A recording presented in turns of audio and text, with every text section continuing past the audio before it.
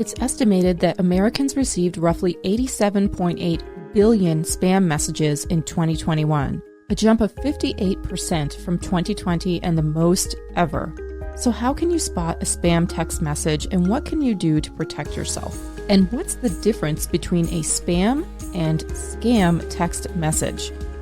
We're going to cover all of this, but first, remember to subscribe to the Clark Howard YouTube channel so you can save more and spend less. Let's start with why you might be seeing spam messages. These texts could be from websites where you've registered or bought a service or product online. Many companies sell your personal information, which they might first collect on their website. Or, as frustrating as it sounds, it could be completely random. If you have a cell phone, you're eligible for spam texts. So, now that we understand why we're receiving these messages, let's take a closer look on how to recognize if it's spam or a scam. A scam is looking to take something from you, while spam tends to be just sending you messages that you don't want. Scams are dangerous, so let's take a closer look at those first. Generally speaking, Clark recommends that if you don't recognize the source of a text message, it's safest to just assume it's a scam. Replying to suspicious texts can lead to a variety of bad outcomes. Here are some red flags to look for with these messages. It asks you to give personal information. It claims that you have an invoice for a transaction that you know you didn't authorize. It claims that you have a package delivery when you haven't ordered anything. The message is filled with bad grammar or punctuation errors.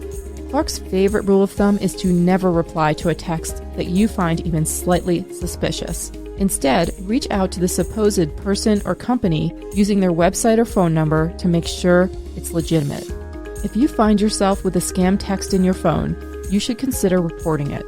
You can do this in 3 different ways. Within the message itself, most phones offer the ability to report spam. If you have an iPhone, you can report junk iMessages by using the Report Junk link under the message. You can also copy, paste, and text the suspicious message to the number 7726 or spam, and then let your wireless provider send you an automated message letting you know they got it. They'll then send it to a global security analysis center that tracks spam messages. Finally, you can also report spam messages online to the U.S. government. Visit ftc.gov/complaint. From there, you'll select the category from the FTC Complaint Assistant. Now, for plain old spam texts, they're typically easier to stop. It might be that you signed up for a service or added your number on a website where now the vendor is sending you texts you don't want to receive. A quick way to eliminate these messages is to simply reply stop or quit or unsubscribe. The Cellular Telephone Industries Association actually requires text message programs to acknowledge and act on phone users' requests to opt out or end correspondence when requested. So, when a legitimate business like a Macy's or Home Depot texts you, if you reply with one of these responses, they should quickly stop texting you.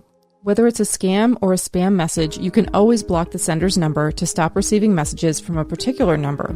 The most important thing is to protect yourself. If you found this video helpful, remember to like and subscribe to keep growing your wealth of knowledge.